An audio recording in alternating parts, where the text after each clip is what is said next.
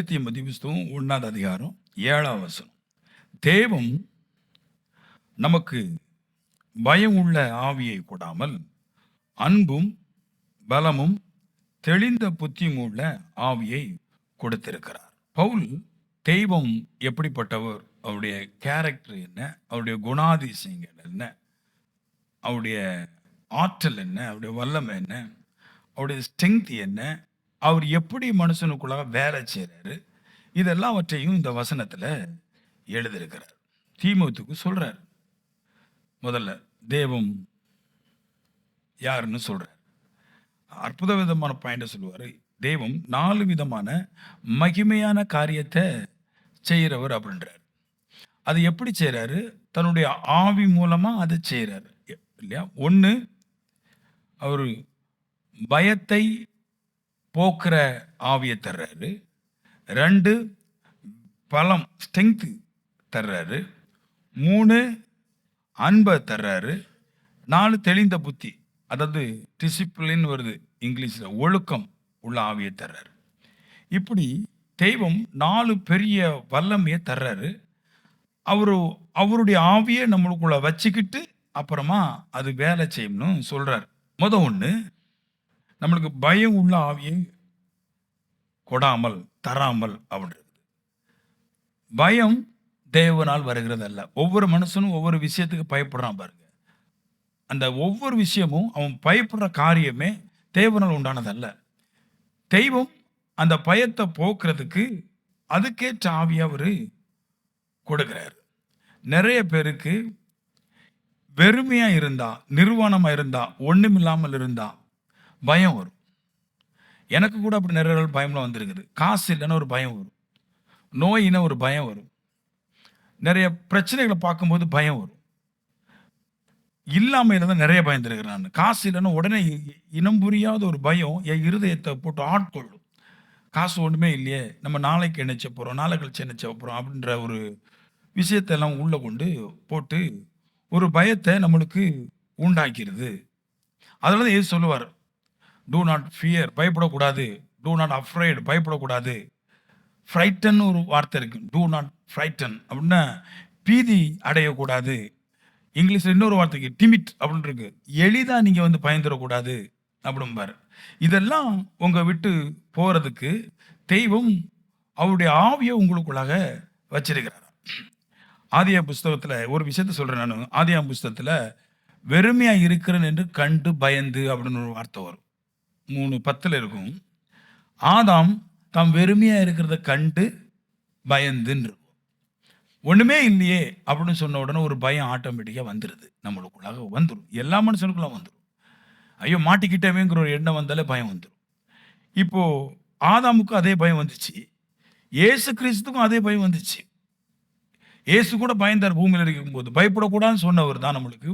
ஒரே ஒரு முறை அவர் பூமியில் இருக்கும்போது பயந்தார்.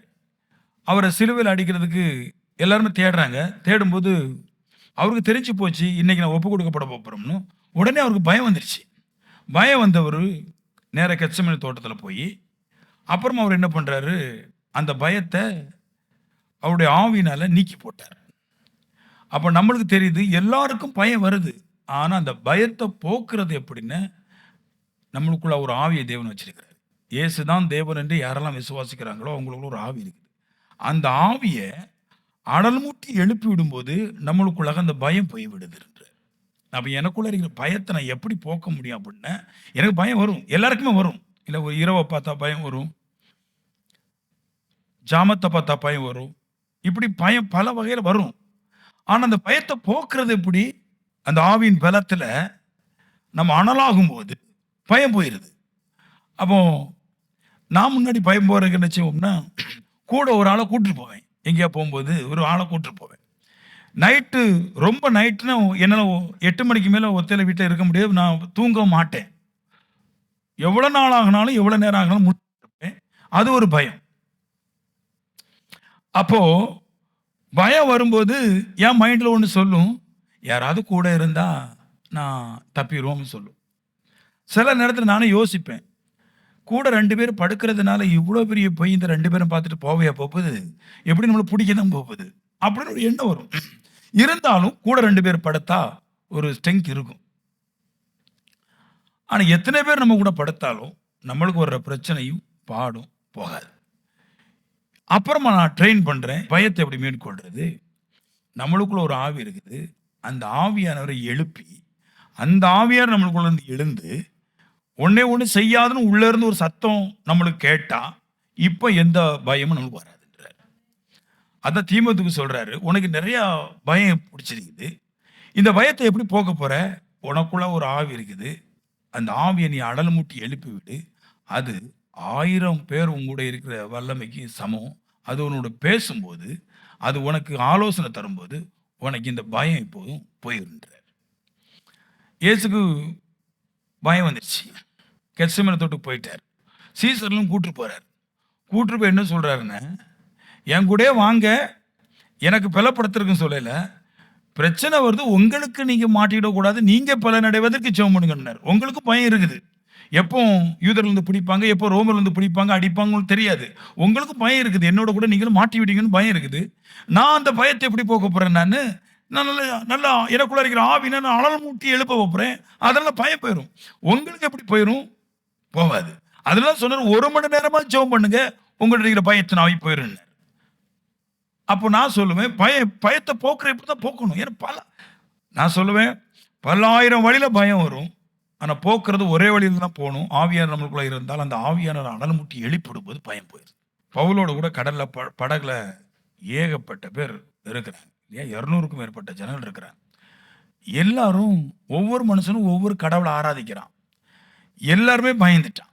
ஹலோ, ரொம்ப நாளாட்டு தின்னவே இல்லை, திங்காமே போயிட்டான். இனி அவ்வளவுதான் போக்கு அப்படின்ட்டு.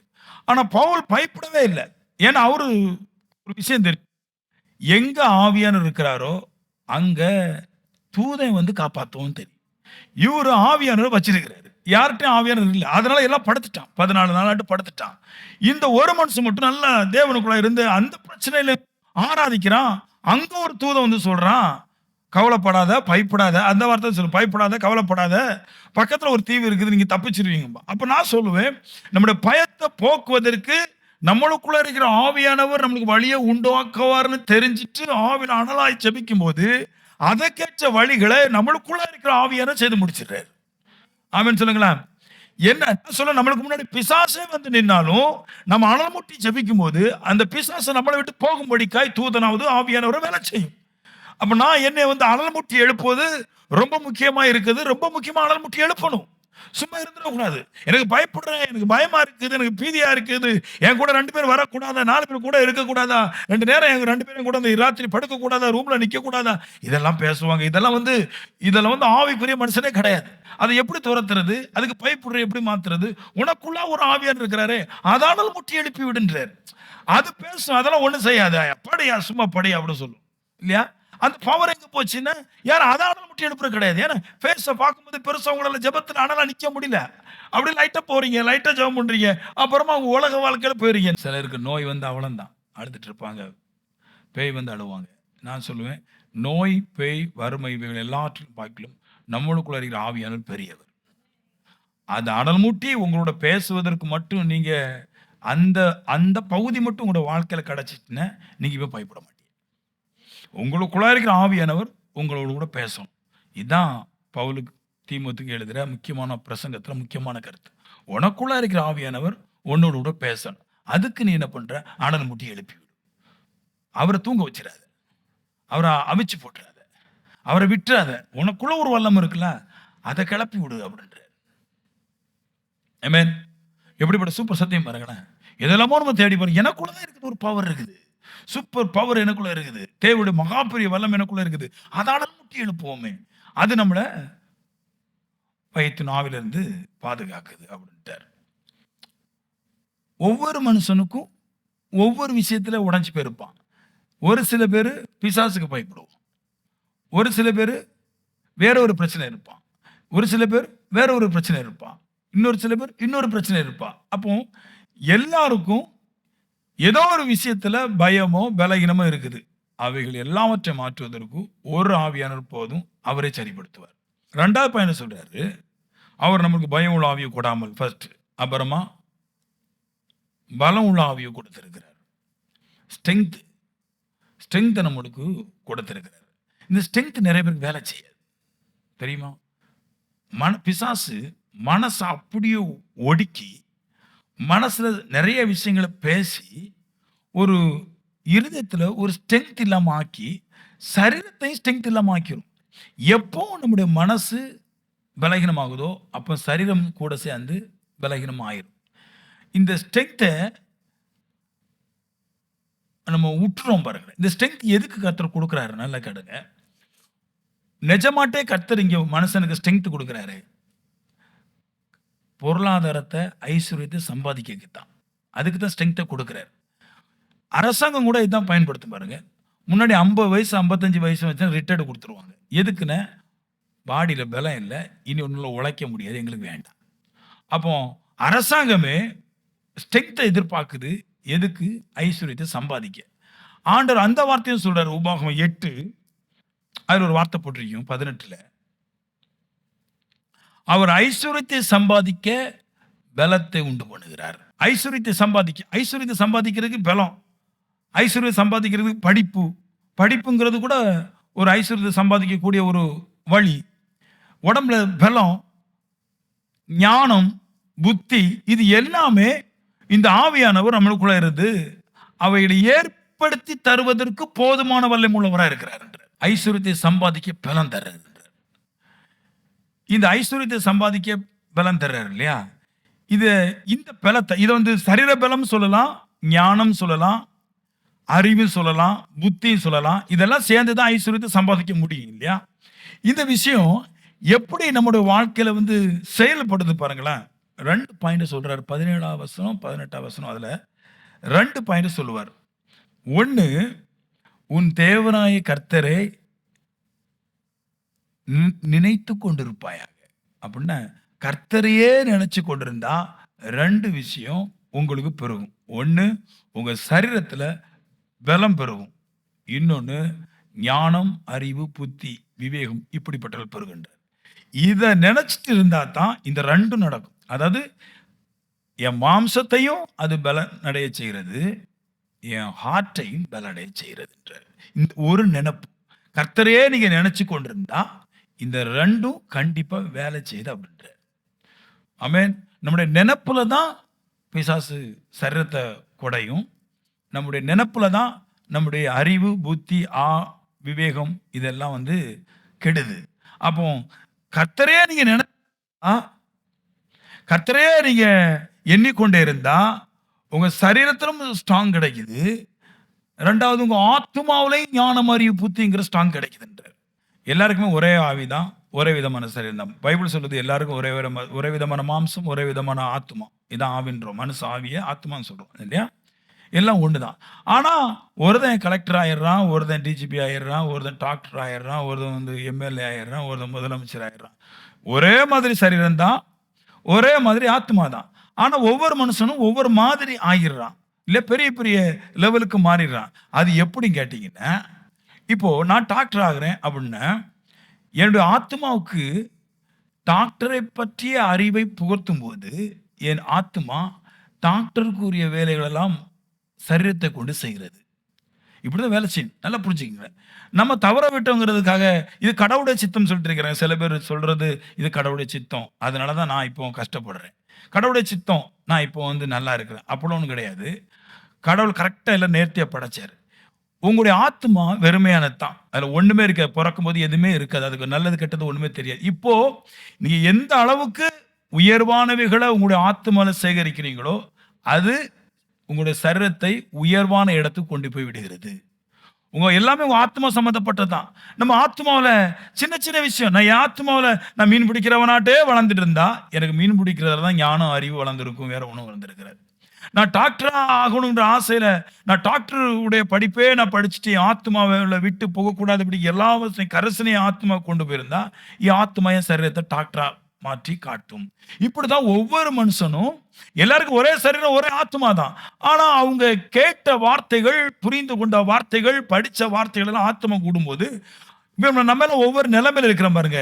இது ஏதோ கடத்தோட சித்தத்தினால ஆகல, நம்ம கத்துக்கொண்டதை நம்முடைய ஆத்மா எடுத்து நம்முடைய சரீரத்தை வேலை வாங்குது. இப்போ இதே மாதிரி தான் சொல்றாரு. இதே மாதிரி தான் நீங்க சுகத்தை பெறுறது, நீங்க பலனடைவது, நீங்க ஐஸ்வர்யம் மாறுவது எப்படின்னா, உங்களுக்குள்ளாக இயேசுவை ஆராதிக்கிற பிள்ளைங்களுக்கு ஆவின்னு ஒன்று இருக்குது, பரிசுத்த ஆவின்னு ஒன்று இருக்குது இல்லையா? இந்த பரிசுத்த ஆவிக்கு ஒரு பவர் இருக்குது. நான் தான் முதல்ல விளக்குனேன். நம்முடைய ஆத்மாவுக்கு எவ்வளவு பவர் இருக்குதுன்னா, நம்ம என்னதெல்லாம் ஆத்மாவுக்கு செலுத்துறோமோ அதை எடுத்துக்கொண்டு நம்முடைய மாம்சத்தை நம் விரும்புறபடி செய்கிறது.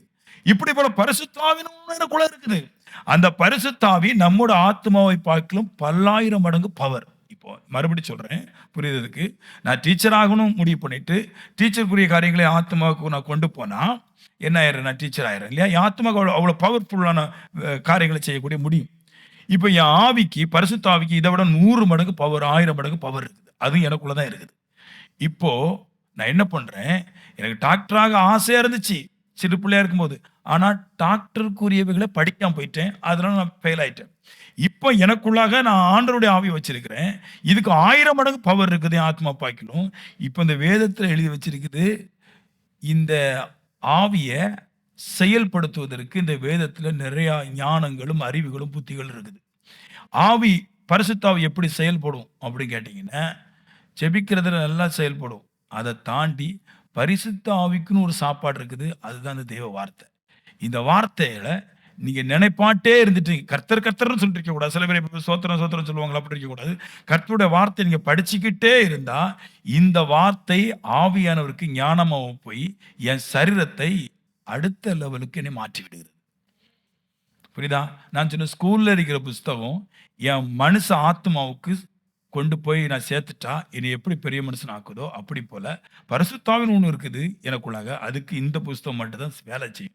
இந்த புஸ்தகத்தை நான் ராவும் போலும் படிச்சு இந்த புஸ்தகத்தோட நினைப்பாட்டே நான் இருந்துட்டா எனக்குள்ள இருக்கிற ஆவி என் மாம்சத்தை கொண்டு பெரிய காரியங்களை செஞ்சு வச்சிருது. அதுல முக்கியமான காரியம் என் சரீரத்துக்கு பலம் வந்துருது. உலகத்தில் இருக்கிற புஸ்தகத்துக்கு, எல்லா புஸ்தகத்துக்கும், ஸ்கூலில் இருக்கிற புஸ்தகம் மாதிரி கேட்டு, காலேஜ் புஸ்தகம் மாதிரி கேட்டு, சரி டாக்டர் படிக்கிறவங்க, இன்ஜினியர் படிக்கிறவங்க எல்லா புஸ்தகத்துக்கும் சரீரத்தை ஸ்ட்ரென்த் ஆக்குறதுக்கு பலம் கிடையாது. ஆத்மாவே அறிவடைய முடியும், ஆனால் சரீரம் ஸ்ட்ரென்த் ஆகாது. இந்த புஸ்தகத்தை நான் இரவு தியானிச்சுட்டு இருந்தா, நினப்பா இருந்தா என் சரீரமும் ஸ்ட்ரென்த் ஆகுது. எனக்குள்ளா இருக்கிற பரிசுத்தாவியும் பலன் அடைந்து இந்த ஸ்ட்ரென்த்தான சரீரத்தை கொண்டு கிரகிக்க முடியாத காரியத்தை செஞ்சு வச்சிருதுன்ற. இப்போ அதுதான் சொல்றாரு, ஐஸ்வர்யத்தை சம்பாதிக்க அவர் பலனை தர்றாரு. அந்த வசனத்தில் முன்னாடி போட்டிருக்கும், ஒரு பாயிண்டை வச்சு தான் போட்டிருக்கும், உன் தேவனாய கர்த்தரை நினைப்பாயாக நினைச்சிட்டே இரு, கண்டிப்பாக உன் சரீரம் பலனடையும். உனக்குள்ளா இருக்கிற ஆவி, சகல ஞானமுடைய ஆவி இந்த வார்த்தையை கேட்டு ஞானமடைந்து உன் ஆத்மாவோட பேசி உன் சரீரத்தை எந்த அளவு ஐஸ்வர்யத்தை சம்பாதிக்க முடியுமோ அந்த அளவுக்கு அறிவையும் பலத்தையும் உடையவனை மாற்றி ஒன்று செய்ய பண்ணுன்ற. அதில் தான் இரவும் பகலும் தாவீது சொல்றாரு, தியானமாக இருக்கிற மனுஷன் பாக்கியவான். ஏன்னா அவனுக்குள்ள இருக்கிற ஆவி அக்கினியாய் மூண்டு தன் சரீரத்தையும் ஆத்மாவையும் எங்கே கொண்டு வைக்க முடியுமோ அங்கே கொண்டு வச்சிடும். உலகத்தில் எத்தனையோ புஸ்தகம் இருக்கலாம். அந்த புஸ்தகத்தை வேணால் நீங்கள் படிச்சுக்கிட்டு பரீட்சை எழுதி முடிஞ்ச பின்னாடி அதை தூக்கி வெளியே வைக்கலாம். இந்த புஸ்தகத்தை சாவர வரைக்கும் வெளியே வைக்கவே முடியாது. எல்லா புஸ்தகத்தையும் ரெஸ்ட் இருக்குது. நான் டாக்டராக படிச்சிட்டோம்னா, நான் 8ஆம் கிளாஸ் படிச்சிட்டேங்களா, 8ஆம் கிளாஸ் புஸ்தகம் இது எனக்கு தேவைப்படாததுக்கு வெளியே போட்டுருவேன். 10th படிச்சுட்டா அப்படித்தான், 12th படிச்சேன்னா அப்படித்தான், காலேஜ் படிச்சேன்னா அப்படித்தான் இல்லையா? ஒரு ஃப்ளைட்டில் ஒரு டிக்கெட்டு வாங்கிட்டு ஒருக்கா போயிட்டு வந்தோம்னா உதவாது. பஸ்ஸில் போகிற டிக்கெட் ஒரு முறை போட்டு எடுத்தோம்னா உதவாது. ஆனால் இது அப்படி கிடையாது. எத்தனை முறை நீங்கள் கையில் வச்சு படிச்சுட்டே இருந்தாலும் கீழே போடாமல் வச்சுட்டு படிச்சுட்டே இருந்தால் தியானிச்சுட்டே இருந்தால் கண்டிப்பாக உங்களுக்குள்ளே இருக்கிற ஆவியை அனல் முட்டி எழுப்பி விட்டுரும். எல்லாருடைய பிரச்சனை என்னென்னா இதை படிக்க மாட்டேன் சொல்கிறேன். நான் ஸ்கூலுக்கு போகும்போது எப்படி ஸ்கூலில் உள்ள நோட்டையும் புக்கையும் படிக்காமல் கெட்டு போனனோ, அதே மாதிரி ஆவிக்குரியவங்க சர்ச்சுக்கு வந்து இதை படிக்க மாட்டாங்க. இதை படிக்கும் போது தான் அவனுக்கு வந்து ஒரு புரோட்டீன் சத்து மாதிரி ஒரு சத்து டக்குன்னு கிளம்பிடும். தடை பண்ண வேண்டிய விஷயங்களை தடை பண்ணுது, செய்ய வேண்டிய விஷயங்களை செய்ய பண்ணிடுது. நம்ம ஆத்மா நம்மகிட்ட பேசும். உங்கள் ஆத்மா உங்கள்கிட்ட பேசுறதுங்க சரிங்க. இப்போ நல்லா கண்டுபிடிச்சிடுங்க. நீங்கள் உங்கள் வீட்டை விட்டு வெளியே போகிறீங்கன்னா உங்கள் மனைவி சொல்லி கிடையாது, உங்கள் பிள்ளை சொல்லி கிடையாது. அப்படின்னா நீங்கள் கோமா ஸ்டேஜில் இருக்குன்னு அர்த்தம். எல்லாமே உங்கள் ஆத்மா உங்களோட பேசுறதுனால தான் நீங்கள் செயல்படுறீங்க. சரியா? உங்கள் ஆத்மா பேசுது. நீ இப்போ தூங்கு, நீ இப்போ எந்தி, நீ இப்போ நட, நீ இப்போ படுன்னு பேசுதா இல்லையா? அப்படி போல தான் உங்கள் ஆத்மா கூட பேசுறது போல தேவனுடைய ஆவி. நான் சொல்லுவேன், ஒரு விஷயத்த சொல்கிறேன், உங்களுக்குள்ளாக எந்த ஆவி, உங்களுக்கு சரீரத்துக்குள்ள எந்த ஆவி இருந்தால் அது பேசும். பிசாசு ஆவி இருந்தால் அது ஒன்று பேசும், மனசு ஆவி இருந்தால் அது ஒன்று பேசும். மாட ஆவி இருந்தா அது ஒன்று பேசும், இயேசுநாதரோட ஆவி இருந்தா பேசும். எந்த ஆவி இருந்தாலும் உங்களோட பேசும். நான் சொல்றேன், பரிசுத்த ஆவி உங்களுக்குள்ள இருக்கிறதுனால அது உங்களோட பேசும். அது பேசுவதற்கு இந்த வேதகத்தை எப்போ நினைப்பா இருக்க வேண்டும். இதே நினைச்சுக்கிட்டு இருங்க. இதே வாசி, இதே வாசிங்க, இதே வாசிங்க, பல மொழியில வாசிங்க, எப்படிலாம் நேரம் கிடைக்கும் அப்பெல்லாம் வாசிங்க, அது உங்களோட பேசும். நான் சொல்லுவேன், என்றைக்கு ஆவியார் உங்களோட பேச ஆரம்பிக்கிறாரோ இனி நீங்க தோல்வியே கிடையாது உங்க வாழ்க்கையில. அதான் அவர் சொல்றாரு தீமோத்தேயுக்கு, நிறைய பிரச்சனை இருக்குது, உனக்கு பண பிரச்சனை இருக்குது, இல்ல பலகீன பிரச்சனை இருக்குது, பயம் இருக்குது, அனல் முட்டி எழுப்பி விடு. அவருடைய சிந்தையாகவே இருன்றாரு, அவரே நினைச்சிட்டே இரு, கண்டிப்பா அவர் உங்களோட பேசுவார். ஸ்கூல்ல படிக்கிற சில பிள்ளைல பார்த்தீங்கன்னா எப்போ நோட்டு கையாக தான் இருக்கும். நல்ல நம்பர் 1 படிக்கிற பிள்ளைய பாருங்க, நோட்டு கையாக தான் இருக்கும், கீழே போடாது, எப்போ நோட்டை படிச்சுட்டு தான் இருக்கும், எப்போ வீட்டுக்குள்ளே தான் இருக்கும், உள்ள அரங்குட்டிலே படிச்சுட்டு இருக்கும், இல்லைடா இது படிச்சுட்டு இருக்கும், எப்போ படிச்சுட்டே இருக்கேன். ஆனால் அது டேஸ்ட்டை கண்டுபிடிச்சிட்டு, அதுவும் 1ஆம் கிளாஸில் போகும்போது ஏதோ ஒரு டீச்சர் நல்லா மாங்கணும் 4 மணி நேரம் படித்து கொடுத்தது அப்படி இருந்தபோது, திடீர்னு ஸ்கூலுக்கு போயிட்டு மார்க்கை பார்த்தபோது நம்பர் 1 இருக்குது. அப்போவே கிளிக் ஆயிடுச்சு, இந்த மாதிரி போராடுனா கண்டிப்பாக நம்பர் 1 கிடைக்கணும், கிளிக் ஆயிடுது. அதனால என்ன செய்யுது, இப்போ சிறு வயசில் அப்படி படித்தது பெரிய வயசு வரும்போது யாரும் சொல்லி கேட்காம அதே படிக்க ஆரம்பிச்சிட்டு, எப்படி படிக்கணும், படித்தா கண்டிப்பாக ஏதோ ஒன்று வேலை நடக்குதுன்னு படிச்சிருது. ஆனால் ஆவிக்குரியவங்களும் உலகத்திலே பெரிய சிறந்த புஸ்தகம் இருக்குது. இது பூலோகத்துக்கும் கீழே உள்ளதும் பேசுது, பூமியில் உள்ளதும் பேசுது, வானத்தில் உள்ளதும் பேசுது, வானத்துக்கு மேலே இருக்கிறவர்களும் பேசுது, பாதாளத்தை கிடக்கிறவனது பேசுது, எல்லா அறிவை பற்றி பேசுது.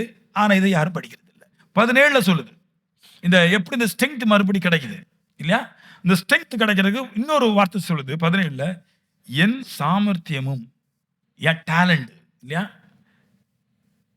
என் கை பலன், அதாவது என்னுடைய சரீர பலம் இல்லைன்னா என் கை பலத்தினாலையும் என் சாமர்த்தியத்தினாலையும் இந்த ஐஸ்வர்யத்தை எனக்கு சம்பாதித்தது என்று நீ உன் இருதயத்தில் சொல்லிக் கொள்ளாமலும் இருக்க எச்சரிக்கையா இருன்றார். நல்லா கேட்டிருக்கு. இது ரொம்ப அற்புத விதமான ஒரு டாபிக். எப்படின்னா, என் இருதயத்தினால சொல்லக்கூடாதான், இப்போ நான் நல்லா இருக்கிறேன் பாரு, நல்லா ஸ்ட்ராங்கா, என் சரீரத்தில் ஸ்ட்ராங்கா இருக்கிறேன், என் கை பலத்தினால இப்போ ஐஸ்வர்யத்தை நல்லா சம்பாதிச்சு வச்சிருக்கிறேன் நான், இப்படின்னு உன் இருதயத்தில் சொல்லக்கூடாதான், உன் இருதயத்தில் பேசக்கூடாது. என்னால தான் இப்போ இந்த சர்ச்சு ஓடுது, என்னால தான் இந்த கடை ஓடுது, என்னால தான் இந்த குடும்பம் கட்டப்பட்டுச்சு. நிறைய பேருக்கு நான் பார்த்துருக்கிறேன், நான் தான் எங்கள் வீட்டுக்கு ராஜாம்பாங்க, கிடைச்ச கூஜாவோட மோசமாக போயிடுவாங்க. உள்ள இருதயத்தில் சொல்லக்கூடாதான், நான் நல்லா இருக்கிறேன், நான் நல்லா இருக்கிறேன், நல்லா இருக்கிறேன் அப்படி சொல்லலாம். ஆனால் என்னுடைய சாமர்த்தியமும் என்னுடைய பலனும் தான் இதை உண்டாச்சு சொல்லக்கூடாது, அப்படி சொல்லக்கூடாதுன்றார். ஏன் இருதயத்தில் சொல்லக்கூடாதுன்றார். யார்கிட்டே கூட சொல்லிடலாம் இல்லையா, நான் என் பலத்தில் தான் நல்லா இருந்தேன், என் சாமர்த்தியத்தை நல்லா இருக்கணும், யார்கிட்டே கூட சொல்லலாம். உன் இருதயத்தில் சொல்லக்கூடாதுன்றார். ஏன்னா உன் இருதயத்தில் உன்னை விட பெரியவர் ஒரு இருக்கிறார், நீ அவரை மதிக்காம போயிட்டேன்னு அர்த்தமா. உன் இருதயத்தில் இருந்து உனக்கு ஒன்று பேசுதே இல்லையா, இருதயத்திலிருந்து ஒருவர் பேசுறாரு. நான் சொல்லுவேன், உங்க இருதயத்தில் வெற்றிக்கான காரியத்தை எல்லாம் பேசுறது கர்த்தர் தான், பாவத்துக்கான காரியத்தெல்லாம் பேசுனது நீங்க கெட்டு போனதுக்கு நீங்க தான் சொல்லலாம், ஆனா நல்லா வந்ததுக்கு நீங்கன்னு சொல்லக்கூடாது. என் பலம் என் சாமர்த்தியம் சொல்லக்கூடாது, உங்க இருதயத்தில் சொல்லக்கூடாது.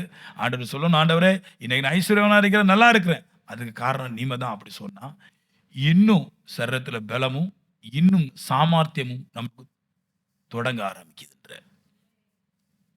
அப்போ துதிய இதுல பாயிண்ட் இருக்கு பாருங்க, இது முக்கியமான பாயிண்ட். என்னென்ன, என் பலத்தினால என் சாமர்த்தியத்தினால இதை நான் செய்தேன் அப்படின்னா, இப்ப துதியே நான் எனக்கு நானே புகழ்ந்துடுறேன், நான் தான் இதெல்லாம் செஞ்சது, நான் தான் இதை செஞ்சு சொல்லக்கூடாது. இப்போ ஆண்டவர் என்கிட்ட இருக்கிறதெல்லாம் கர்த்தர் தந்தது. ஆமென். என்கிட்ட இருக்கிறதெல்லாம் கர்த்தர் தந்தது. இந்த அளவு நான் வளர்ச்சி அடைஞ்சிருக்கிறேன், வீரிய அடைஞ்சிருக்கிறேன், இது எல்லாமே கர்த்தருக்கு சொந்தமானது, நான் ஒன்றுமே இல்லை, எல்லாம் உங்களுடைய ஆற்றல்னு சொன்னால், மறுபடியும் என் சரீரத்தை பிசாசு தொடாமலும் என் ஞானத்தில் குறைவில்லாமலும் நான் பலன் அடைஞ்சு இன்னும் ஐஸ்வர்யத்தை சம்பாதிக்க எனக்கு 2 ஞானமும் பலமும் வேலை செய்கிறது. நான் தான் சம்பாதிச்சுன்னு சொல்லக்கூடாது, என் சுய பலத்தினால இதை நான் செஞ்சு முடிச்சேன்னு சொல்லக்கூடாது. பாபிலோன் ராஜா அப்படி தான் சொல்கிறார், என் சுய பலத்தினால் நான் சம்பாதித்த இந்த தேசம்னார், உடனே கீழே போயிட்டார். எல்லாம் கர்த்தர் கொடுத்தது. பாபிலோன் ராஜா பற்றி அதில் பேசும்போது சொல்லுது, கர்த்தர் தான் உனக்கு தந்தன்னா. ஆனா பாபிலோன் ராஜா சொல்ல கிடையாது, என் சுய பலத்தினாலும் சாமர்த்தியத்தினாலும் இதை சம்பாதிச்சார், உடனே அவர் கீழே போயிட்டார். நான் சொல்லுவேன், அப்படி சொல்லவே கூடாது. கர்த்த கர்த்தர் தான் எனக்கு கொடுத்தாரு. கர்த்தர் தான் தெய்வம். நான் ஒண்ணுமே கிடையாது. அப்படி சொன்னா இன்னும் எனர்ஜி பெருகுன்றார்.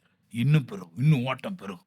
இன்னும் சாதிப்பதற்கு ஞானம் உண்டாகும். நம்மளுக்கு சாதிப்பதற்கு 2 விஷயம் தான். மறுபடியும் சொல்றேன். நம்ம சாதிப்பதற்கு 2 விஷயம் தான். ஒண்ணு சரீர பலம், இன்னொன்னு இருதய பலம், சாமர்த்தியம்.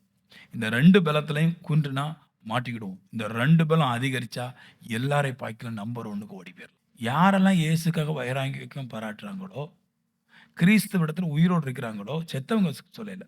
அந்த அங்கேயும் இருமனம் இருப்பாங்க சில பேர். இங்கேயும் வருவாங்க, அங்கேயும் போவாங்க. அப்படி இருப்பாங்க. அப்புறம் உலகத்துக்கு சப்போர்ட் பேசுவாங்க. இவங்ககிட்டேருந்து ஆவி கிடையாது. கர்த்தருக்காக என்னைக்கு ஒரு மனுஷன் ஸ்ட்ராங் ஆகணும்னோ, அந்த மனுஷனுக்குள்ள தேவன் ஆவி வச்சுட்டாரு. இப்பவுமே இவன் பணக்காரன் தான். இல்ல இப்பவுமே இவன் பணக்காரன். அந்த செக் குடுத்தாச்சு. இப்போ இவன் பேங்க்ல மாத்தி எடுக்கணும். இதான் வேலை. என்னைக்கு இயேசு ஏற்றுக்கொண்டானோ அப்பவுமே இவனுக்கு எல்லாம் வச்சாச்சு. இவனுக்குள்ள பரிசுத்த ஆவியின் வல்லமை இருக்குது. ஆனா அவனுக்கு தெரியாது. இப்ப என்ன சொல்றாரு? ஒரு செக் தந்துட்டான். இனி பேங்க்ல போய் மாத்தி எடுக்கணும். இப்போ இதை எப்படி செயல்படுத்தி வாங்கணும்னு நமக்கு தெரிய மாட்டாங்க. இதான் பிரச்சனை. எல்லாருமே பணக்காரன் ஆயிரலாம். ஆனா எப்படி செயல்படுத்தன்னு தெரியலையே. செயல்படுத்தினா கண்டிப்பா நான் சொல்லுவேன். எல்லாரும் இப்ப உயர்ந்திருக்கிற ஊழியக்காரங்களை எப்படி இருக்கிறாங்கன்னா செயல்படுத்தி தான் யோசிப்பாங்க. நம்ம இன்னும் முன்னேறல, நம்ம இவ்வளவு நேரம் முன்னேறி இனி என்ன பண்ணலாம், இனி என்ன பண்ணனா நான் முன்னேற முடியும், எத்தனை ஆத்மா கொண்டு வர முடியும், நான் என்ன பண்ணணுங்கிற யோசனையிலே அவன் போயிட்டு இருக்கும் போது அப்பதான் தேவன் கத்துக் கொடுக்குது. என்னிடத்துல ஸ்ட்ராங்கா இருக்கிறான், என்னை விட்டுட்டு ஓட மாட்டேன்னு சொல்றான். ஆனா என்னோட கூட செத்து போறதுக்கு ரெடி ஆயிட்டான். இப்ப கேள்வி எழுப்புறான், என்ன பண்ணணும், நான் முன்னேறல.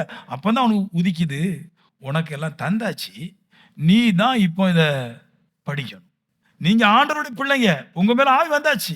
இனி நீங்க எப்படி ஜெயிக்க போறீங்க அப்படின்றத, எப்படி உங்களோட தலையத்தை மாத்த போறீங்கன்றத இங்க எழுதி வச்சிருக்குது. ஆனா யாரும் பார்க்கறது கிடையாது. உங்க பிரச்சனை ஏங்கிறது இதுல இருக்குது. நீங்க தோற்று போனதுக்கும் காரணம் இங்க தான் இருக்குது. நீங்க ஜெயிக்க வேண்டுங்கிற காரணம் இங்க தான் இருக்குது. இங்க பிரிச்சு நம்பரை பார்த்து இங்க படிக்கணும். ஆனா நம்பரை போன்ல போட்டு எனக்கு கேட்கறது என்ன பார்த்து நான் இன்னும் முன்னேறி, அதுக்கு தான் இங்க எழுதி வச்சிருக்கேன். இதை படிக்கிறது ஒரு பெரிய வேலையா? ஹலோ, இதை வாசிக்கிறது ஒரு பெரிய வேலையாங்க. வீட்டில இருந்து சும்மா படிச்சுட்டு இருந்தாலே ஞானம் இங்கே வரப்போகுது. சரீரத்தில் ஆட்டோமேட்டிக்காக ஸ்ட்ரென்த் வரப்போகுது. இப்போ ஆட்டோமேட்டிக்காக உன் ஞானத்தை கொண்டு இப்போ சரீரத்தை பலத்தை கொண்டு ஐஸ்வர்யத்தை சம்பாதிச்சிடலாம். ஆனால் யாரும் செய்கிறது கிடையாது. நாம் ஜெபம் பண்ணி வாங்குறத பார்க்கணும். இந்த பைபிளை படித்து உன் இருதயத்தில் வச்சிருந்தா அதில் கிடைக்கிற ஒரு பெரிய தெய்வ பலம் வேற எதுலையும் கிடைக்காது. ஜெபம்னு என்ன தெரியுமா? உங்களுக்கு சொல்லித்தரேன். நான் ஸ்கூலில் அனுப்பேன். நிற்கும்போது டீச்சர் கேள்வி கேட்பாங்க. சின்ன வயசில் 2 பெருக்கினா எத்தனை வரும்? உண்மையில் எனக்கு தெரியாது. அதே டீச்சர் கேட்பார், 2 கூட்டினா எத்தனை வரும்? தெரியாது. 2 வகுத்தா எத்தனை வரும்? தெரியாது. 2 கழிச்சா? தெரியாது. உண்மையில் எனக்கு தெரியாது. பின்ன இருந்து ஒரு சொல்லி தருவான். 2 கூட்டினா 4 4 அப்படின்பேன். இதான் ஜெபம். இதான் ஜெபம். ஜெபம்னு என்னதுன்னு எனக்கு பின்னாடி இருந்து ஒரு சொல்லி தருவீங்களா? இதை கேட்டு சொல்கிறேன் பாருங்க. அதாவது ஜெபம்னா இங்கே எப்படி இருக்குன்னு, எனக்கு அறிவே இல்லாமல் என்னுடைய ஆத்மா பேசுகிறத நான் கேட்குறேன். இதுதான் ஜெபம். பின்னாடி படிப்புக்கு பின்னாடி ஒரு சொல்லி தருவான். அதை கேட்டுட்டு நான் முன்னாடி ஆன்சர் சொல்லுவேன். ஜெபங்கிறது நீங்கள் இப்படி தான் பண்ணுறீங்க. உங்கள் ஆத்மா இதை சொல்லுது, அடிச்சு விடுறீங்க. வேற மற்றபடி உங்களுக்குள்ளே இருக்கிற ஆவியானவர் சந்தோஷம் அடைகிற அளவுக்கு அந்த ஆவியானவருக்கு தேவையான சத்துக்களை, ஆகாரங்களை நீங்க கொடுக்கறது கிடையாது. யார் ஒரு மனுஷன் பரிசுத்த ஆவியை பெறவில்லையோ அவனுடைய ஜெபம் வேலை செய்யாது, வேலைக்கு சக்சஸ் கிடைக்காது. பரிசுத்த ஆவியை பெற்றவங்க மட்டும்தான் ஜெபத்துக்கு பலனும் கிடைக்கும். எல்லாரும் சொல்றாங்க ஜெபத்துக்கு பலன் கிடைக்கும். வாய்ப்பே கிடையாது. ஜெபத்துக்கு பலன் கிடைக்காது. பரிசுத்த ஆவியை வைத்திருக்கிற மனுஷன் தான் பலன் கிடைக்கும். அதுவும் பரிசுத்த ஆவியானவர் அவனுக்குள்ள வாழ்ந்தாதான் பலன் கிடைக்கும். எப்படி பலன் கிடைக்குது? இப்ப நான் உங்களுக்கு சொல்லட்டேன். நான் ஏசு கெத்செமனே தோட்டத்துக்கு போறாரு இல்லையா? ஜெபம் பண்றாரு. ஜெபம் பண்ணும்போது அவருக்கு பதில் வந்துச்சு. எப்படி வந்துச்சு? அவர் பூமியில இருந்து ஜெபம் பண்ணார். பூமியில கெத்செமனே தோட்டத்துல இருந்து ஜெபம் பண்ணும்போது ஜெபத்துக்கு பலன் வந்துச்சு. எப்படி வந்துச்சுன்னா, அவருக்குள்ளாக ஆவி இருக்குது. இந்த ஆவியை அனல் மூட்டி எழுப்பும் போது இந்த ஆவியானவர் தான் எனக்குள்ள இருக்கிற ஆவியானவர் தான் எனக்காக விண்ணப்பம் தேவனிடத்துல பண்ணி பலனை வாங்கி தர முடியும். இதான் பிரேயருடைய பலன். வேற எந்த ரூட்ல பலன் கிடைக்காது. நீங்க சொல்லலாம், நான் சத்தம் போட்டு கூப்பிட்டேன், சான்ஸே இல்லை. அங்க நிறைய மறைப்பொருள்கள் இருக்கும். அங்க நிறைய தேவனுடைய வாக்குத்தத்தங்கள் இருக்கும். அவர் கொடுத்த வாக்குத்தத்தை நிறைவேற்றுவதற்காக அவர் சில வேலைகள் செய்யலாம். ஆனா பிரேயருக்கு பலன் அந்த மனுஷனுக்குள்ள ஆவியானவர் அந்த மனுஷனுக்கு வாங்கி கொடுப்பதுக்கு பேரு தான் பிரேயர். பலன். எனக்குள்ள இருக்கிற ஆவியானவர், நான் அவரை சும்மா இருக்க விடாததுனால, அவருக்காக நான் வாழ்றதுனால, அவர் அனல்முட்டி எழுப்புறதுனால, அவரை உற்சாகமா வச்சிருக்கிறதுனால, அவர் எனக்காக பிதாவிடத்துல விண்ணப்பம் பண்ணி வாங்கி தர்றாரு. இதான் பலனும் ஜெபம். இதை தாண்டி யாருக்கும் பலனும் ஜெபமும் கிடையாது. அப்ப ஜெபம் பண்ண சொல்றாங்க. உங்களை ஏன் நல்லா ஜெபம் பண்ண சொல்றோம் அப்படின்னா, நான் அதிகமா சொல்றேன், ஏன் ஜெபம் பண்ண சொல்றோம் அப்படின்னா, ஒருவேளை நீங்க ஆவிக்குரிய மனுஷனா இருந்தா அது பலன் கிடைக்கும். நான் சொல்லுவேன், நீங்க ஆவிக்குரிய மனுஷனா இருக்கணும். ஆவிக்குரிய மனுஷன் என்ன அப்படின்னு கேட்டீங்கன்னா, சர்ச்சைக்கு போறது இல்லை. உங்களுக்குள்ள இருக்கிற ஆவியானவரை அவிழ்த்து போடாமல் இருப்பதான் ஆவிக்குரிய மனுஷன். அதான் வேதம் சொல்லுது, உங்களுக்கு ஒரு ஆவியை அவிழ்த்து போடாதிருங்கள்ன்றார். அது அனல் முட்டி எழுப்பிடுங்க. உங்களுக்குள்ள இருக்கிற ஆவியானவருக்காக நீங்க வாழ்றீங்க பாருங்க, அதுதான் ஆவிக்குரிய மனுஷன். இந்த ஆவிக்குரிய மனுஷன் என்னைக்கு ப்ரே பண்றானோ, அன்னைக்கு இந்த ஆவியானவர் வானத்தில் இருக்கிற தேவனுக்கு தகவல் அனுப்பி, அங்கே இருக்கிற ஆவியானவர், தேவன் ஆவியா இருக்கிறவர், இந்த ஆவியானவருக்கு கட்டளை கொடுத்து, இந்த ஆவியானவர் சிருஷ்டி தர்றதா ஜெபத்துக்கு பலன். இப்படிதான் வேலை செய்யும். உன் கத்தினால அவன் வராது, பட் கத்த வேண்டிய அவசியமா இருக்குது. ஆனா அந்த கத்துற மனுஷனும் தேவனுக்கு தேவை உள்ளவனா இருக்க வேண்டும். சும்மா நான் அப்படி இப்படிலாம் இருந்தா வேலை நடக்க. புரியுதா? இதான் ஜெபம். இதான் அனல் முட்டி எழுப்பி விடுறது. இப்படிதான் பலன் வரும். கச்சக்கு பூச்சி நான் ஜெபம் பண்ணேன், பாடினேன். தெய்வத்தை பாதுகாத்துக் கொள்றது, உங்களுக்குள்ள இருக்க தெய்வத்தை பாதுகாத்துக் கொள்றது உங்களுடைய வேலை. உங்க வேலை என்னது? இப்போ பைபிள் படிக்கிறதா உங்க வேலை, அதை தியானிக்கிறதா உங்க வேலை, அதை நினைப்பா இருக்கிறதா உங்க வேலை. ஏன்னா தோட்டத்தில் இருக்கிற செடிக்கு எப்படி தண்ணி ஊற்றி அதை பட்டு போகாமல் பாதுகாக்க வேண்டிய அவசியமோ, அப்படி போல எனக்குள்ள இருக்கிற ஆவியானவர் கெட்டு போகாமல் இருப்பதற்கு, என்னை விட்டு போகாமல் இருப்பதற்கு, அவர் தூங்கி கொண்டிருப்பதற்கு நான் விடாமல் அவருக்கு தேவனுடைய வார்த்தையாகிய இந்த ஜீவனை அவருக்கு கொடுக்க வேண்டியது, இந்த நீரை அவருக்கு பாய்க்க வேண்டியது நிச்சயம். நீங்க ஆவிக்குரியவங்க. நீ ஆவிக்குரியவங்க உங்களை நம்பினா, உங்களை இருக்கிற ஆவி சோர்ந்து போகக்கூடாதபடிக்கு எப்பொழுதும் நீங்கள் வேதத்தை தியானிக்க வேண்டியதாக இருக்கிறது. 3ஆவது பாயிண்ட், ரொம்ப கவனம் ஆவிக்குரிய வாழ்க்கைன்றது. நான் எப்பவுமே சொல்லுவேன், நீங்கள் லிப்ஸ்டிக் போடலாம், நல்ல ஷூ போடலாம், நல்ல ட்ரெஸ் போடலாம், அழகாக்கலாம், அதெல்லாம் மேட்ரே கிடையாது. அதெல்லாம் மேட்ரே கிடையாது. ஆனால் உங்கள் உள்ளான அழகு அதை விட 100 மடங்கு பவராக இருக்கும். உள்ளுக்குள்ள ஒரு அழகு இருக்குல்ல, தெய்வம் மதிக்கக்கூடிய அளவுக்கு உள்ளான அழகு சூப்பராக இருக்கும். வெளி அழகு நீங்கள் மதிக்கலாம், மனுஷன் மதிப்பான். அதனால ஒரு பிரச்சனை கிடையாது, பாவம் தான் மிச்சம். ஆனால் உள்ளான அழகு சூப்பராக இருந்துச்சுன்னா தெய்வம் உங்களை மதிக்கும். இப்போ நீங்கள் சொல்லும்போது தீர்க்க தரிசனம் பிறக்கும், நீங்கள் பாடும்போது தீர்க்க தரிசனம் பிறக்கும், நீங்கள் தவண்டு நிற்கும் போது தேவன் கூட பேசு. அதான் அந்த பவர். நீங்கள் நல்லா அழகாக்கி பாருங்க, வெளியே நல்லா மேக்கப் போட்டு போனால் கண்டிப்பாக நம்மளை புகழ்வாங்க. ஆனால் உங்கள் உள்ளான அழகு அழகாக இருந்தால் தெய்வம் மிச்சக்கொள்ளும். இதில் என்ன இருக்கும்? ஒன்றும் இல்லை, எதுவுமே உங்களுக்கு கிடைக்காமல் போகாது. 2 அழகு இருக்குது, அக அழகு, புறழகு. வெளியே இருக்கிற அழகுக்கு மனுஷன் பாராட்டும், ஒன்றும் கிடைக்காது. உள்ளான இருக்கிற அழகு கர்த்தர் பாராட்டும், பெரிய விஷயங்களை செய்வார். 3ஆவது பாயிண்ட் போயிடுவோம். 2 தீமோத்தேயு 1ஆவது அதிகாரத்தில் தான் அதை பேசிட்டு வரோம் இல்லையா? தேவன் நமக்கு பயம் உள்ள ஆவியை கூடாமல் பலமும் அப்புறமா அன்பும் உள்ள ஆவியை கொடுக்கிறார். அன்புள்ள ஆவியை தர்றாரு கர்த்தர். அன்பு இல்லையா? இது ரொம்ப பேச வேண்டிய விஷயம் பாருங்க. நிறைய பேருக்கு அன்பு வைக்க முடியாது இல்லையா? அது ரொம்ப கஷ்டம். ஏன்னா மனுஷ குணத்தை பார்த்துட்டு அன்பு வைக்கிறது நடக்காத ஒரு விஷயம். நம்ம எல்லாம் சொல்லுவோம் பாருங்க, கணவன் மனைவியை அன்பு கூடுறாங்கன்னு, மனைவி கணவன் அன்பு கூடுறாங்கன்னு. உண்மையை கண்டா அதெல்லாம் கிடையாது. ஏன் அவங்களுக்குள்ள அன்பு மாதிரி நடிக்கிறாங்க அப்படின்னா, கணவனுக்கு மனைவி தேவை, மனைவிக்கு கணவன் தேவை. உண்மையிலே அங்கே பூர்ண அன்பு அங்கே ஒன்றும் கிடையாது. அப்போ ஒரு ஆளுக்கு ஒரு ஆள் உதவிக்க வேண்டிதான் இந்த நட்பு ஓடுது தவிர, அன்பு ஓடுது தவிர, உண்மையிலே இது அன்பு கிடையாது. ஆமே, ஏன் அன்பு கிடையாதுன்னா, அன்பு இருமாப்பா இருக்காது, அன்பு பொய் சொல்லாது. கணவன் மனைவியில பொய்யே தான் இருக்கும். அது எப்படி அன்பாக முடியும்? இருமாப்பா தான் இருப்பாங்க. அப்ப அன்பு அது கிடையாது. ஆண்டவர் சொல்றாரு தீமோத்தேயுக்கு, நீ அன்புள்ளவனா இருன்றார். ஏன்னா ஏகப்பட்ட மனுஷனுடைய குடைச்சல். அவங்கள பார்க்கும்போது அன்பாட்டு பேசுறதுக்கு தீமோத்தேயுக்கு நெஞ்சில இருந்து வாய்க்கு வார்த்தை வர மாட்டேங்குது. எல்லாம் ஒரு மாதிரி பார்த்துட்டு தர்றான். எபேசு சபையை நீங்க பார்த்துருக்கீங்களா? நீங்க டிவியில் அடிச்சு பாருங்க, நெட்டில் பவுலுடைய எபேசு சபை எப்படி இருக்குன்னா, இன்னைக்கு இருக்கிற ஃபுட்பால் கிரவுண்ட் மாரி தான் இருக்கும். அந்த காலகட்டத்தில அப்படி கட்டியிருந்தார். எப்போ? பவுலுடைய காலகட்டத்திலேயே அவர் சபை கட்டியிருந்தாரு எபேசு சபையில. ஃபுட்பால் மேட்ச் கிரவுண்ட் மாரியே தான் இருக்கும். அந்த அளவுக்கு சூப்பராட்ட ஒரு கிரவுண்ட் அந்த காலத்திலே முழுக்குன்னு கட்டி வச்சிருந்தார். டயர்ஸ்லாம் போட்டு கட்டி வச்சிருந்தாங்க. உள்ள வந்து பார்க்கும்போது எல்லாரும் பீதி ஆயிருது. வாரம் போறலாம் ஒவ்வொன்னு சொல்லிட்டு இருக்கிறான். இந்த ஆள்ட்ட எப்படி அன்பு கூற முடியும்? அன்பு கூற முடியாது இல்லையா? இப்ப இவரு சொல்றாரு, உன் சத்துருவ நேசிக்கணும், அவன்ட்ட அன்பு கூறணும், மனைவிட்ட அன்பு கூறணும், புருஷன்ட்ட உண்மையாட்ட அன்பு கூறணும். அன்பு எப்படி வரும்? நான் சொல்றேன், உங்களுக்குள்ள ஒரு அன்பின் ஆவியார் இருக்கிறாரு. அத நீங்க ஜெபத்தின் மூலமாக அவர மறுபடியும் தட்டி விடும்போது, அது என்ன செய்யும் அப்படின்னா, உங்கள எப்படி மத்தவங்கட்ட அன்பு கூற வைக்கும் அப்படின்னா, உங்களுக்குள்ள இருக்கிற ஆவியானவர் அனல் மூட்டி உங்களோட பேச ஆரம்பிச்சபோது, வெளியே இருக்கிற மனுஷனுடைய குற்றங்கள் பெருசா உங்களுக்கு தெரியவே செய்யாது. மனுஷன் பேசுற வீணான வார்த்தைக்கு செவி கொடுக்காதுன்னு பைபிள்ல ஒரு வார்த்தை இருக்கு. அவன் 1000 பேசிட்டு போறான், நீ அத போய் செவி கொடுக்காத. நான் உனக்கு பேசுறேன்ல, உனக்கு தீர்க்கதரிசனம் சொல்றேன்ல, உனக்கு பேய துரத்துறேன்ல, எனக்கு செவி கொடுன்னு சொல்லும். சொல்லும்போது இவன் அவங்க பேசுற பேச்சுக்கு கோவம் ஒண்ணும் வராது. சட்டு புட்டு அந்த நேரத்துல வரும். அப்புறம் பார்த்தா காமெடி பீஸ் போனா போயிட்டு போகுது. ஏன்னா ஏன்னா என்னோட இருக்கிறவர் எல்லாரையும் பார்க்கல பெரியவர். அதனால அவர் என்னை கட்டுப்படுத்திடுறாரு. அவர் பயத்தை போக்குறது மட்டும் இல்ல, ஸ்ட்ரென்த் தர்றது மட்டும் இல்ல, அன்பே தருவார் அவரு. எரிச்சல் வருதுங்களா, எனக்கு பிழைகளை வருதுங்களா, நான் அனல் மூட்டி எழும்பும் போது எனக்கு என்ன குறவோ அது சரி பண்ணிடும். மறுபடியும் நான் என்ன செய்வேன், சண்டை வருதுன்னு அந்த ஆள்கிட்ட பேச மாட்டேன், பிரச்சனை வருது அந்த ஆள்கிட்ட பேச மாட்டேன், பாவம் வருது அந்த ஆள்கிட்ட பேச மாட்டேன்.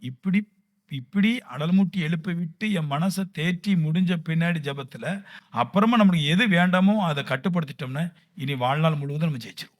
ஆனா நம்ம என்ன பண்ணுவோம் அப்படின்னா, நம்ம ஜெபம் பண்ணுவோம், அனலாகிருவோம், மனைவிட்ட கோபம் போயிடும், இனி சண்டே வரக்கூடாது நினைப்போம், 2 நாள்ல மறுபடியும் சண்டை போட்டுருவோம். இதான் பிரச்சனை. இதே மாதிரிதான் மனுஷன் பாவம். எல்லாம் அனலாகிருவோம், கர்த்தரை எழுப்பி விட்டுருவோம், அவர் நம்ம தாக்கு பிடிச்சிருவாரு, மறுபடியும் நம்ம கூட பேசுறாங்க கூட மறுபடியும் பேசுறோம். இப்படிதான் பாவம் வரும். ஆனா கண்டிப்பா உங்க ஜெபத்துல நீங்க ஆவிக்குரிய மனுஷன் வந்து ஜெபிக்கும் போது, உங்ககிட்ட ஆவியார் வந்து ஜெபிக்கும் போது ஜெபத்துக்கு பலன் கிடைக்கும். ஆனா அந்த பலனை மறுபடியும் கூட வித்துடுறீங்க. புரியுதா? ஸ்டாக்ல நிக்க மாட்டேன்னு சொல்றீங்க, வித்துடுறீங்க. நானும் அதுல உண்டு, இல்ல சொல்லல. இந்த ஜெபிக்கும் போது ஏதோ மனசுல ஸ்ட்ரென்த் வருதே, அதான் பதில். சரி, இனி சண்டை போடக்கூடாது, இனி விட்டுருவோம். அன்பும் அப்படித்தான். என்னதான் சண்டை வந்து நான் நல்லா ஜெபம் பண்ணிட்டேன்னு அன்பு வந்துருது. மறுபடி என்னோட ஹார்ட்டை தாத்துருது, என் கோபத்தை கட்டுப்படுத்திடுது ஜெபம் இல்லையா? அவரை நினைக்கும் போது எல்லாமே எனக்கு உண்டாயிருது. மறுபடியும் என் ஆத்மாவை பேச்சை கேட்டு, யாருடைய பேச்சை கேட்டு நான் மறுபடியும் குழம்புறேன். அது என் மேல தப்பு. அதை நான் கண்ட்ரோல் பண்ணிட்டேன்னா நான் ஜெயிச்சிட்டேன். அதுக்கு தான் வேதத்தை மறுபடியும் படிக்கும். ஜெபத்தில் நான் தெளிவடைஞ்சிட்டேன். இவன் மறுபடியும் நான் வேதத்தை வாசிக்கும் போது இன்னும் என் ஆத்மா வந்து மறுபடியும் பொல்லாப்புக்கு எழும்பி போகாதபடிக்கு கட்டுப்பாடாயிருது. ஆவியான ஒண்ணுக்கு மட்டும் திருப்தி அடைவார். இந்த வேத வசனத்தை நீ தெளிவா வாசிச்சு உனக்கு புரியுற, உங்க ஆத்மா புரியுற அளவுக்கு இதை நீங்க வாசிச்சுட்டே இருந்தா உங்க ஆத்மா திருப்தி அடையும். அது எப்படி திருப்தி அடையும்? மறுபடியும் சொல்றேன். நீங்க இப்போ ஆபிரகாமை குறித்து படிக்கிறீங்கன்னா, நீங்க 2 அதிகாரம் தான் படிச்சீங்க இல்லையா? 2 அதிகாரத்துல தலை இருக்கும், தலைக்கு கீழே கழுத்து வரும். இனி வெளிப்படுத்தல் வரைக்கும் போனாதான் ஆபிரகாமுடைய காலை நகத்தை பார்க்க முடியும். அன்னைக்கு எங்க முடிச்சிட்டிய? தலையிலேயே முடிச்சிட்டிய, கழுத்து வரைக்கும் தான் இருக்குது. இனி கழுத்துக்கு கீழே மார்பகம் இருக்குது, ஷோல்டர் இருக்குது, கை இருக்குது, வயிறு இருக்குது, கால் இருக்குது, தொடை இருக்குது. இந்த பகுதியெல்லாம் படிக்கவே இல்லை, முழுமையே இல்லை. நீங்கள் ஆபிரகாமை குறித்து படிச்சா, முழுமையா படிச்சாதான் உங்களுக்குள்ள இருக்கிற ஆவியானவர் தெளிவடையும். ஆவியானவரை சந்தோஷத்தை படுத்திக்கிட்டு நீங்க கேட்டா கிடைக்கும். ஆவியான சந்தோஷப்படுற இந்த ஒண்ணை வாசிக்கிறதுனால மட்டும்தான். இதை வாசிக்கணும். உலகத்துல இதை விடவும் சிறந்த ஒரு புஸ்தகம் கிடையவே கிடையாது. இதை திருப்பி நீங்க வாசிக்க உள்ள இருக்கிற ஆத்மா சந்தோஷப்படும், ஆவி சந்தோஷப்படும். இப்ப நீங்க கேட்கறீங்க, கிடைக்கும்.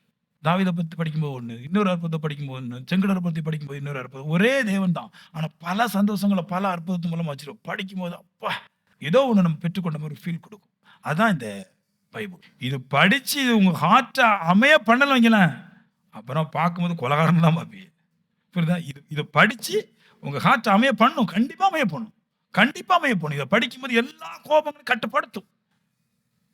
அப்புறமா அதை பார்க்கும்போது அழகா பார்ப்போம். தெளிந்த புத்தியோட ஆவியை கொடுக்கிறார். 4 அந்த தெளிந்த புத்தின்னு போட்டிருக்கு. எதுக்குன்னா இங்கிலீஷ்ல வேற வார்த்தை வரும். தெளிந்த புத்தின நிறைய பேருடைய கதையை கேட்டு குழம்பிட்டு போயிருப்பான். தீமோத்து குழம்பிட்டான். 2 லட்சம் பேர் சர்ச்சுக்கு வரான். ஒவ்வொரு மனுஷனும் ஒவ்வொரு ஐடியா சொல்றான். சில பேர் சொல்றாங்க பவுல் கல்லன் அப்படின்றாங்க, பவுல் ஏமாத்து பேர்வழின்றாங்க. சில பேர் சொல்கிறாங்க பேதுரு வந்து சபையில் இருக்கிற மொத்த பைசா வாங்கிட்டான் அப்படின்னு சொல்கிறாங்க. சில பேர் சொல்கிறாங்க பேதருக்கு பைசா கொடுக்கணும் இல்லை கொண்டு போடுவோம் அப்படின்றாங்க. ஏன்னா அப்படிலாம் நிகழ்வுலாம் நடந்திருக்குது. பைசா சரியாக கொடுக்கறதுனால செத்து போன 2 பேர். அப்போ இந்த மாதிரி நிகழ்வுகள் இருக்கும்போது ஊழியக்காரனை குறை சொல்கிறாங்க. தீமோத்தேயுக்கு பல பிரச்சனைகள் சொல்லி குழம்பிட்டான். ஒவ்வொரு ஆளும் ஒவ்வொன்றும் பேச குழம்பி போய் கிடக்கிறான். அவனுக்கு யாரை நம்பணும் யாரை நம்பக்கூடாதுன்னு தெரியல. தெளிவற்று போயிட்டான். சபையை கொலை போகிற ஒரு ஆள், சபைக்கு சுவர் போடுறவங்க ஒன்று சொல்கிறாங்க. நீ எப்போ உலகத்தான் சொல்கிறத கேட்டியோ அப்பமே நீ ஒழுக்கம் கெட்டவன். யார் ஒழுக்கம் கெட்டவன் யார் தெரியுமா? நல்லா கேட்டது. யார் ஒழுக்கம் கெட்டவன்? உலக கதையை பேசுகிறானே, அதை ஏற்றுக்கொள்கிறானே, அவன் ஒழுக்கம் கெட்டவன். காலேஜ் போகும்போது காலேஜில் படிக்கிற பிள்ளைங்கள்லாம் கதை கேட்க ஒழுக்கம் கெட்டவன். சபையில் நான் இருந்துட்டு உங்கள் பேச்செல்லாம் கேட்டேன்னா ஒழுக்கம் கெட்டவன். மனைவி ஊர் கதையெல்லாம் கேட்டுட்டு கணவனோட சண்டை போட்டால் ஒழுக்கம் கெட்டவன். அவர் சொல்ற நீ ஏன் ஒழுக்கம் செல்ஃப் டிசிப்ளின் இல்லாமல் இருக்குது? ஏன் உனக்கு சொந்த தெளிவுள்ள புத்தி தெளிவுள்ள ஆவியம் உங்களுக்கு இல்லாமல் போச்சு, தெளிவாக இல்லாமல் போச்சு. நீ 20 லட்சம் பேர் கதையும் கேட்குற. யார் யாரோ பாஸ்டரை பற்றி போட்டு கொடுப்பா, யாரை பற்றி போட்டு கொடுப்பா, அதை கேட்காத சொல்கிறாரு. ஒன்றரைக்கிற ஆவியானர் வந்தால் உன்னை தெளிவடை செய்வார். ஆவியானர் உள்ளுக்குள்ளே பெருகும்போது என்னை பற்றியோ சபையை பற்றியோ என் மனைவியை பற்றியோ என் பிள்ளை பற்றியோ உங்களை பற்றியோ உங்கள் மனைவியை பற்றியோ உங்கள் பிள்ளை பற்றியோ உங்களை வாழ்க்கையை பற்றியோ அது எந்திரிச்சின்னு பேசும். அவர் வந்து ஒன்றே ஒன்று தான் பேசுவார். ஆவியானவர் உங்களுக்குள்ள எழும்பி உங்களோட பேசணும் அப்படின்னா 4வது பாயிண்ட் அவர் சொல்லுவார். ஒன்றே ஒன்று சொல்லும், நீ ஒழுக்கொள்ளவன. முடிச்சு போச்சு. சபையில் 2 லட்சம் பேர் எப்படியோ உற்று தீமோத்தேயு அவனுடைய பிரச்சனைக்கு தப்புக்கு பலன் கிடைக்கும். நீ ஒழுக்கொள்ளவனாயிரு. அவங்க கதையை கேட்டு நீ குழம்பாத, நீ ஸ்ட்ராங்கா இருந்துரு, நீ பவராயிரு. அவங்க என்ன வேணும் சொல்லிட்டு போட்டு நீ ஒழுக்கொள்ளவனாயிரு. கற்புழைகளோ ஒழுக்கொள்ளவைகளோ அவைகளே சிந்தித்து கொண்டு நல்ல கேளுங்க. எப்பவும் பிரச்சனையை கொண்டு வர்றவங்களை இங்க வாங்க ஒரு பிரச்சனை இருக்குது, கேளுங்க இங்க ஒரு பிரச்சனை இருக்குது. பாயிண்ட்ல முக்கியமான ஒரு பாயிண்ட் நல்லா கேட்டுருங்க. உங்களை பிசாசு பிடிக்கிற ஈஸியாக பிடிக்கும். எப்படி பிசாசு பிடிக்கணும் தெரியுமா? ஃபஸ்ட்டு அவங்களோட ஃபோனில் இல்லை லெட்டரில் ஃபஸ்ட்டு போடுவாங்க. என்ன போடுவாங்கன்னா, என் பிரியமான குமாரனே நீ நல்லவன். கேட்கவே கூடாது. என்னைக்கு ஒரு மனுஷன் என்னையை பற்றி புகழ்றானோ அதுக்கு பின்னாடி ஃபுல் வஞ்சகம் இருக்க போகுது. ஏன்னா எந்த ஒரு மீனையும் ஐஸ் போட்டுட்டு தான் அவனை அடக்க முடியும். புரியுதா உங்களுக்கு? ஐஸ் போடாமல் வேலைக்கு ஆகாது. எல்லா மீனுக்கும் ஐஸ் போட்டாதான் அப்புறமா அதை வந்து யூஸ் பண்ண முடியும். ஐஸ் போடலைன்னா யூஸ் பண்ண முடியாது. சரிதானே? எந்த மீனுக்கும் ஐஸ் போடலைன்னா மீன் அதை யூஸ் பண்ண முடியாது, கறி வைக்க முடியாது, தின்ன முடியாது, விற்க முடியாது. ஒன்றுக்கும் உதவாத ஐஸ் போடலை. First ice Kapil super out. அப்பவே என்ன செய்யணும்? எனக்கு வேண்டாம், எனக்கு ஏன் ஆவியை குழப்ப வராங்க. ஃபர்ஸ்ட் வாழ்த்தை பிடிக்கணும். பிதாவாகிய தேவனாலும் கர்த்தராகிய இயேசு கிறிஸ்துவாலும் பரிசுத்த ஆவியினாலும் கிருபை சமாதானம் உண்டாகட்டும். இப்படி தான் போகணும். ஒரு மனுஷன் பேசும்போது உங்கள்கிட்ட வரும்போது என்ன அர்த்தம்? பிதாவையும் குமாரனையும் பரிசுத்த ஆவியும் பேசுகிறதா இருந்தால் நான் கேட்பேன், நீ மனுஷனை பேசுகிறதா இருந்தால் கேட்க மாட்டேன். போ. யாரெல்லாம் சபை கட்டப்பட வேண்டும், கர்த்தர் நல்லா இருக்க வேண்டும், சபை உயர வேண்டும், கர்த்தர் ஆவியானவர் இயேசு கிறிஸ்துவை பற்றி புகழ்த்தி பேசுகிறாங்களோ, அதுதான் நடக்க வேண்டி விரும்புகிறாங்களோ அவங்கள உள்ளேடு. மற்றவங்க பேசுகிறத கேட்காத. நீ தெளிவுடவனாயிரு. அவனுடைய குழப்பத்துக்கு இது கிடச்சவன அப்படி நெஞ்சு வச்சு கட்டி பிடிச்சிட்டான். அப்பா, இப்படி ஒரு வேத எழுத்து தேவை எழுத்து யாருக்கும் கிடைக்காது. தான் படித்து தான் காக்கப்பட்டது மட்டுமல்ல, மொத்த உலகத்தில் சபைக்கும் கொடுக்குறான். கண்டிப்பாக ஒவ்வொரு சபையில் பயங்கர போராட்டம் வரும். அந்த போராட்டத்துக்கு அந்த ஊழியக்காரன் இந்த பைபிளை படிச்சுக்கிட்டா, அந்த விசுவாசிகள் இந்த பைபிளை வாசிச்சா கண்டிப்பாக தெளிவடைவார்கள். குழப்பம் இல்லாமல் ஒரு விஷயத்தை செய்ய யார் இருக்கிறாங்களோ அவனை நீ ஏற்றுக்கொள்கிறார்.